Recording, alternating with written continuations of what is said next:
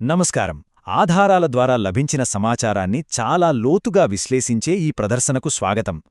కాలగర్భంలో ప్రతిరోజూ తనదైన ఒక ముద్ర వేస్తుంది కదా. ఈరోజు మనం ఒక ప్రత్యేకమైన తేదీని, అదేనండి మే 6, 2026 నాటి ముఖ్యమైన సంఘటనలు, అధికారిక రికార్డులను పదిలపరిచిన ఒక పత్రాన్ని పరిశీలించబోతున్నాం. అసలు ఒక నిర్దిష్ట రోజున ఏం జరిగిందో తెలుసుకోవడం ఎప్పుడూ చాలా ఆసక్తికరంగానే ఉంటుంది. సరే, ఇక ఏమాత్రం ఆలస్యం చేయకుండా దీనిలోకి వెళ్దాం.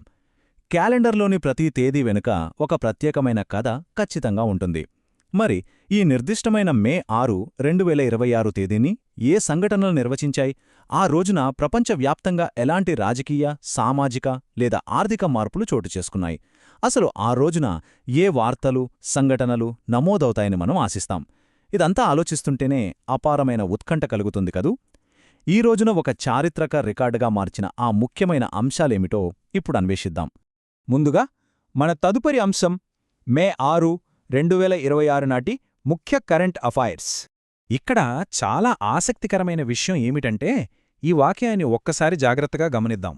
మే 6, 2026 ముఖ్య కరెంట్ అఫైర్స్. అవును, ఆ వాక్యం చివర ఉన్న ఆ కోలన్ తర్వాత అంతా నిశ్శబ్దమే. వాక్యం అకస్మాత్తుగా అక్కడితోనే ముగిసిపోయింది. ఎలాంటి అదనపు సమాచారం కానీ, కనీసం ఒక చిన్న జాబితా కానీ అక్కడ లేదు. నిజంగా ఇదొక ఊహించని ముగింపు. సాధారణంగా ఆ కోలన్ తర్వాత జాతీయ, అంతర్జాతీయ వార్తలు, క్రీడా విశేషాలు లేదా వ్యాపార అంశాలు ఉంటాయని ఆశించడం చాలా సహజం. కానీ మనకున్న ఈ మూల సమాచారం అకస్మాత్తుగా ఇక్కడే ఆగిపోయింది. కాబట్టి ఇక్కడ మనం అర్థం చేసుకోవాల్సిన కీలకమైన విషయమేమిటంటే, ఈ ఖాళీ ప్రదేశం వెనుకున్న తాత్విక బరువు చాలా లోతైనది. ఒక రికార్డు పుస్తకం లేదా లెడ్జర్ తెరవబడింది, తేదీ రాయబడింది, శీర్షిక కూడా పెట్టబడింది, కాని దానిలో ఏమీ నమోదు కాలేదు. కాలం, అలాగే చరిత్ర నమోదు కోసం ఎలా ఎదురుచూస్తాయో ఇది చాలా అద్భుతంగా వివరిస్తుంది. మనకు లభించిన మూల గ్రంథంలో ఆ కోలం తర్వాత ఏ సమాచారం లేకపోవడం కేవలం ఒక చిన్న లోపం మాత్రమే కాకపోవచ్చు. ఒక రోజు యొక్క ప్రాముఖ్యతను ఆ రోజు జరిగిన సంఘటనలు మాత్రమే కాదు, ఆ రోజు గురించి ఏమీ చెప్పబడకపోవడం ఆ ఖాళీ ప్రదేశం కూడా ఎంతో బలంగా తెలియజేస్తుంది. ఇదొక తెరిచిన లెడ్జర్ ఆ రోజు చరిత్ర కోసం మౌనంగా ఎదురుచూస్తోంది. ఇక ఈ విశ్లేషణను ముగించే ముందు ఒక లోతైన ఆలోచనతో ముందుకు వెళ్దాం. అసలు చరిత్ర పుస్తకం తెరిచినప్పుడు ఆ పేజీ ఊహించని విధంగా ఖాళీగా ఉంటే ఏం జరుగుతుంది? నమోదు చేయబడని చరిత్ర కూడా ఖచ్చితంగా తనకంటూ ఒక కథను చెబుతుంది. అది బహుశా తప్పిపోయిన సమాచారం కావచ్చు, లేదా మన ఊహలకే వదిలేసిన ఒక తెల్ల కాగితం కూడా కావచ్చు. ఆ ఖాళీ పేజీ ఎన్నో ప్రశ్నలను రేకెత్తిస్తుంది కదా. ఆ రోజున నమోదు చేయడానికి నిజంగానే ఏమీ లేదా? లేక ఆ చరిత్రని ఎవరైనా రాయడం మర్చిపోయారా? చరిత్ర కేవలం అక్షరాల్లోనే కాదు, ఇలాంటి అర్ధవంతమైన నిశ్శబ్దాలలో కూడా దాగి ఉంటుందని ఈ ప్రదర్శన మనకు స్పష్టం చేస్తోంది. ఆ ఖాళీ పేజీ ఎప్పటికీ మనల్నిలా ఆలోచింపజేస్తూనే ఉంటుంది. నమస్తే. మే 7, 8 తేదీల నాటి ఇంటెలిజెన్స్ బ్రీఫింగ్ నుంచి వచ్చిన టాప్ 20 కరెంట్ అఫైర్స్ అప్డేట్స్ని డీకోడ్ చేసే ఈ సెషన్కు స్వాగతం. వ్యూహాత్మక అవగాహన పెంచుకోవాలనుకునేవారికి, అలాగే కాంపిటేటివ్ ఎగ్జామ్స్కి ప్రిపేర్ అయ్యేవారికి కావలసిన ఖచ్చితమైన సమాచారాన్ని అందించడమే మన టార్గెట్. టైం వేస్ట్ చేయకుండా నేరుగా టాపిక్లోకి వెళ్ళిపోదాం. సరే, ఈ అప్డేట్స్ని ఈజీగా అర్థం చేసుకోవడానికి మనం వీటిని 4 సింపుల్ విభాగాలుగా చూద్దాం. ముందుగా జాతీయ విధానాలు, ఆ తర్వాత సైన్స్ అండ్ పర్యావరణం, అటుపై అంతర్జాతీయ వ్యవహారాలు, చివరగా క్రీడలు మరియు నియామకాలు. మొదటి విభాగం జాతీయ విధానాలు మరియు మౌలిక సదుపాయాలు. ఒక్కసారి ఈ నంబర్ని గమనించండి. ఏకంగా 33,660 కోట్ల రూపాయలు. కేంద్ర క్యాబినెట్ లేటెస్ట్గా ఆమోదించిన భవ్య స్కీమ్ ఫండ్ ఇది. దేశంలో ఇన్ఫ్రాస్ట్రక్చర్ మీద మన ప్రభుత్వం ఎంత భారీ ఫోకస్ పెడుతోందో చెప్పడానికి ఈ నంబర్ ఒక్కటి చాలు. అసలింత భారీ పెట్టుబడి దేనికంటే, దేశవ్యాప్తంగా 100 ప్లగ్ అండ్ ప్లే ఇండస్ట్రియల్ పార్కులను తీసుకురావడానికి. ఈ ప్లగ్ అండ్ ప్లే అంటే ఏంటో తెలుసా? ఫ్యాక్టరీలు పెట్టుకోవడానికి కావలసిన భూమి, కరెంటు, నీళ్లు ఇలా అన్నీ ముందుగానే రెడీగా ఉంటాయి. ఇండస్ట్రీ వాళ్ళు వచ్చి నేనుగా వాళ్ల పని మొదలుపెట్టేయొచ్చన్నమాట. నిజంగా ఇది మన పారిశ్రామిక రంగానికి ఒక పెద్ద బూస్ట్ అని చెప్పొచ్చు. కేవలం భారీ పరిశ్రమలే కాదు, వ్యవసాయ రంగం కూడా భలేగా అప్గ్రేడ్ అవుతోంది. ఈ కొత్త నేషనల్ అర్బన్ అగ్రిటెక్ ఫ్రేమ్వర్క్ లేదా NUAF ద్వారా వర్టికల్ ఫార్మింగ్, హైడ్రోపోనిక్స్ పద్ధతులను నేరుగా మెట్రో నగరాల్లోకి తీసుకొస్తున్నారు. అంటే కాంక్రీట్ జంగిల్స్ అయిన మన సిటీలోని పెద్ద పెద్ద బిల్డింగ్స్లో కూడా ఏ మట్టి లేకుండా మోడర్న్ ఫార్మింగ్ చేయొచ్చన్నమాట. అద్భుతంగా ఉంది కదా. ఇక పాలనాపరంగా చూస్తే ఒకేసారి అనేక రంగాల్లో మార్పులు జరుగుతున్నాయి. హెల్త్ మినిస్ట్రీ వాళ్ళు భారత్ స్వాస్థ్య ఐడి 2.0తో డిజిటల్ హెల్త్ను నెక్స్ట్ లెవెల్కి తీసుకెళ్తున్నారు.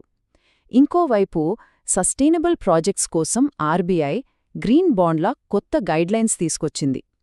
క్లీన్ ఎనర్జీ కోసం SHP డెవలప్మెంట్ స్కీమ్ కింద దాదాపు 2584 కోట్లు కేటాయించారు. ఇది చాలదన్నట్టు పరిపాలనా సౌలభ్యం కోసం లడఖ్లో కొత్తగా 5 జిల్లాలను క్రియేట్ చేశారు. ఇవన్నీ దేశాన్ని ఒక సమగ్ర అభివృద్ధి వైపు ఎలా నడిపిస్తున్నాయో మనం అర్థం చేసుకోవచ్చు. ఇప్పుడు మన రెండో విభాగంలోకి వెళ్దాం. సైన్స్, టెక్నాలజీ మరియు పర్యావరణ రంగాల్లో పురోగతి. ఇక్కడ ఒక ఆసక్తికరమైన విషయం మాట్లాడుకోవాలి. మే 5వ తేదీన మన ఇస్రో చాలా సైలెంట్గా ఒక అద్భుతమైన టెస్ట్ చేసింది. ఆ కీలకమైన ఏరోస్పేస్ కాంపోనెంట్ ఏంటో ఐడియా ఉందా? అది నెక్స్ట్ జనరేషన్ రీయూజబుల్ లాంచ్ వెహికల్కి సంబంధించిన ఒక crucial flight test.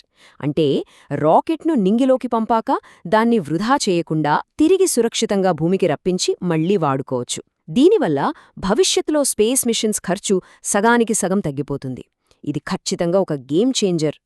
Technology scale ఎలా ఉందో ఈ 2 ప్రాజెక్టులు చూస్తే అర్థమవుతుంది. ఒకవైపు ఇస్రో ఏమో తమ ల్యాండ్ మ్యాపింగ్ ప్రాజెక్ట్ ద్వారా లోకల్ గ్రామ పంచాయతీలకు డేటా ఆధారిత ప్రణాళికలు చేసుకునే శక్తిని ఇస్తోంది.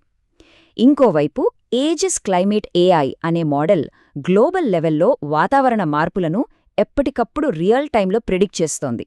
అంటే టెక్నాలజీ అటు గ్రామీణ స్థాయి నుంచి ఇటు గ్లోబల్ స్థాయికి ఎంత పర్ఫెక్ట్గా పనిచేస్తుందో చూడండి. ఇప్పుడు మన 3వ విభాగం అంతర్జాతీయ వ్యవహారాలు మరియు డిఫెన్స్. ఇంటర్నేషనల్ లెవెల్లో మన దేశం సాధించిన 2 దౌత్య విజయాలు ఇక్కడ స్పష్టంగా కనిపిస్తున్నాయి. సౌత్ ఆఫ్రికాతో క్రిటికల్ మినరల్స్, రెన్యూవబుల్ ఎనర్జీకి సంబంధించి డీల్ కుదిరితే, న్యూజిలాండ్తో ఏమో పెట్టుబడులు, ఎగుమతులను పెంచుకునే దిశగా మరో ఒప్పందం జరిగింది. గ్లోబల్ స్టేజ్పై భవిష్యత్తు అవసరాల కోసం మన దేశం ఎంత వ్యూహాత్మకంగా అడుగులేస్తోందో ఇది చెబుతోంది. డిఫెన్స్ విషయానికొస్తే ఇప్పుడు భౌతిక సరిహద్దుల కంటే డిజిటల్ సరిహద్దులే చాలా ఇంపార్టెంట్ కదా.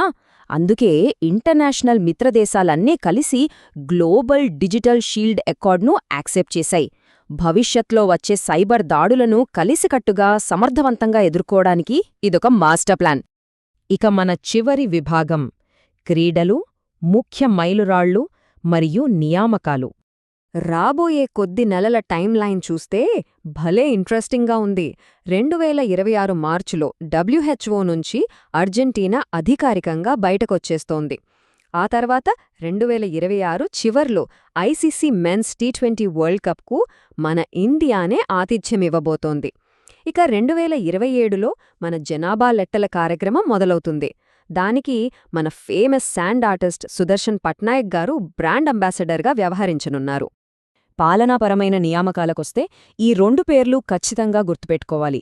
బీహార్ కొత్త ముఖ్యమంత్రిగా సామ్రాట్ చౌధరి బాధ్యతలు చేపట్టారు. అలాగే మన దేశ విధానాలను, ప్లానింగ్ని నిర్దేశించే నీతి ఆయోగ్ నూతన సీఈఓగా నిధి చిబ్బర్ నియమితులయ్యారు. దేశ భవిష్యత్తును ప్రభావితం చేసే కీలక పదవులివి. కల్చర్ అండ్ హెరిటేజ్ విషయానికొస్తే సాక్షి సతీష్ సెల్ మిస్ ఇండియా వరల్డ్ 2026 కిరీటాన్ని కైవసం చేసుకున్నారు. అలాగే క్రికెట్ హిస్టరీలోనే Ratika Sri India's first transgender అంపైర్గా ఒక హిస్టారిక్ మైలురాయిని క్రియేట్ చేశారు. ఇంకో విషయమేంటంటే యూపీలోని కాలింజర్ ఫోర్ట్ హిల్ను నేషనల్ జియో హెరిటేజ్ సైట్గా GSI ప్రకటించి దాని పరిరక్షణకు పూనుకుంది. సో ఈ డేటా అంతా చూశాక మనకు మిగిలే అతిపెద్ద ప్రశ్న ఒక్కటే. ఒక పక్కేమో టెక్నాలజీలో దూసుకుపోతున్నాం, మరోపక్క పాలనాపరమైన సంస్కరణలు, ఇంకో పక్క గ్లోబల్ అలయన్సెస్.